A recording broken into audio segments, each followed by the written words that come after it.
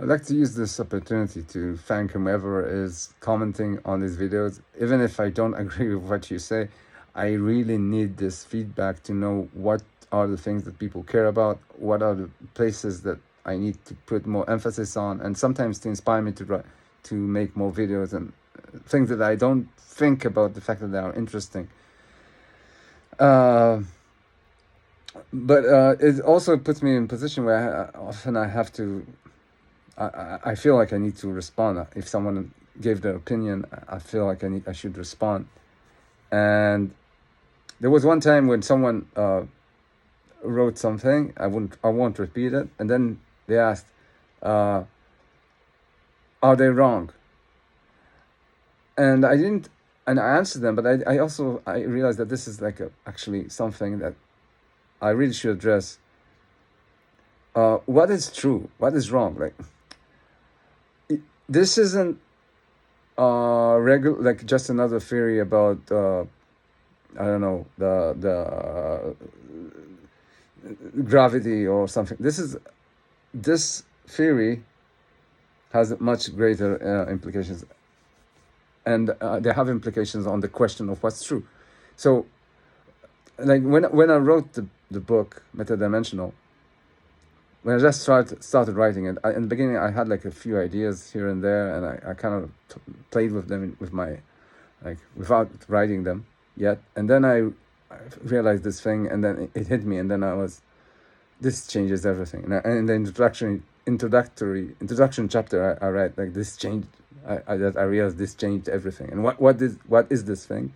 Well, surprisingly, it's not what anyone else has noticed so far. It's not a question whether consciousness is fundamental, whether experience is fundamental, whether God exists. None of that. It is the realization that we don't exist in the same universe. That the universe I exist, that the universe I perceive is different from the universe you perceive. On the level of, it's a different physics. It's a different content of the universe is different in mine than yours. They are completely detached. The universe that I perceive and the universe that you perceive is detached, and the only thing that binds us together and keeps us coherent is experience, is dimension of experience. I made videos about that. But still, the universe we perceive, each universe is like, each has their own universe, or body space as I call it, an extension of the body to the edge of the universe, of the edge of the physical universe, as far as we understand the edge of the universe, what it means, the semantics of it. So it's different for each and every one of us. Mine and yours, a completely different universe.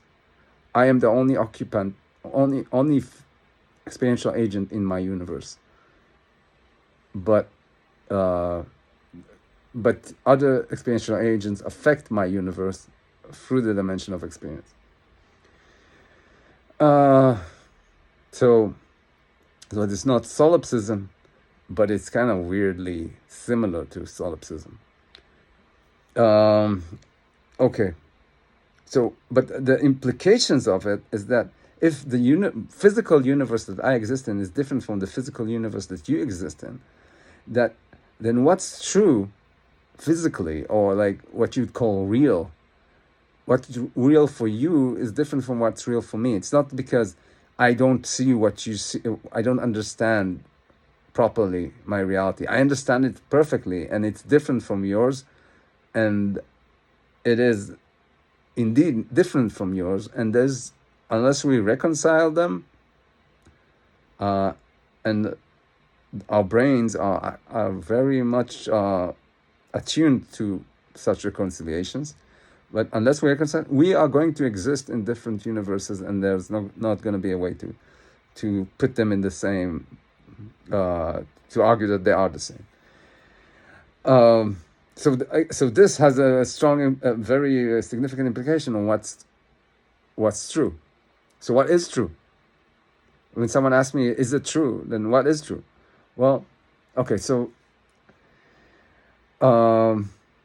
first, I need to make it clear. I'm not gonna. I'm gonna make one argument or two arguments about what's true to everything, no matter if it is the theory or not the theory. So one thing that is true, that is real, no matter what you believe, no matter if it's my theory or anyone else's, is that my experience exists. That is 100% true as far as I'm concerned. And if you're listening to this, then I would say your experience, the existence of your experience, is 100% true. It doesn't matter what you believe. It doesn't matter what anyone believes. That's true. That's real.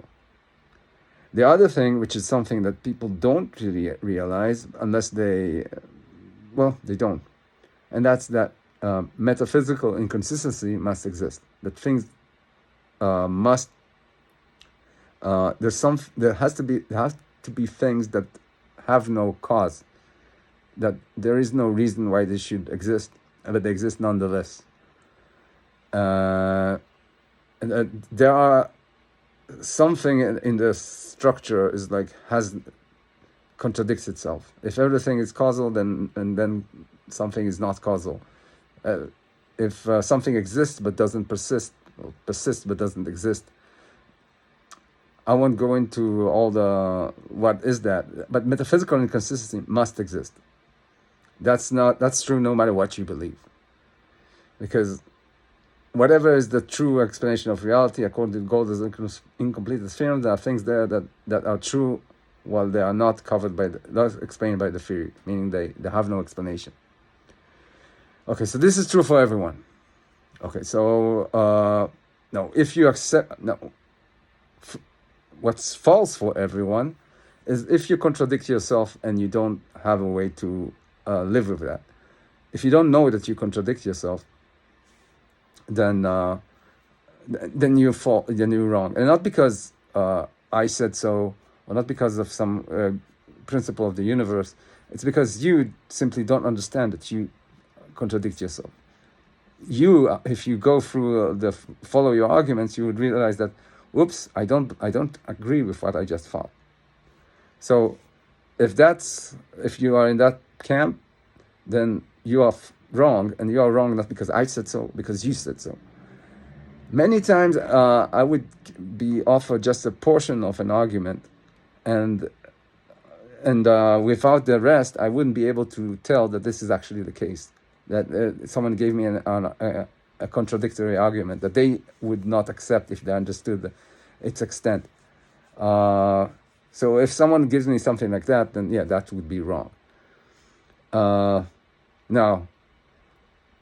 Now, from this point on, I will talk about what's true if you assume that the theory is true. So what's true if the theory is true are the axioms, the two axioms. One is that experience is fundamental, that nothing produces experience other than experience. And the other is that there is something that's like to be someone that is not me in the present, in what I consider the present. This is the rejection of solipsism. That is true according to the theory. The rest, well, that's constructions that I made. Maybe I made no mistakes there. Maybe I made mistakes there. And if there are mistakes, you can find them, and that will just make the theory better. And as for everything else, if you didn't contradict the theory, and you didn't contradict what's true for everyone, and you didn't contradict yourself, then, well, it's not a question of what's true. It's a question to how many. Now, insofar as you're not lying, then if something is true to you, then it's not necessarily true for others. But it can be the case that it's true for almost everyone. And the way to get there is by persuading everyone to change their reality so that what you believe is true for them too. Or whether maybe they will convince you to change your reality to accept, so that you'd accept what it's true for everyone else. So there's not a question of what's true in the general sense.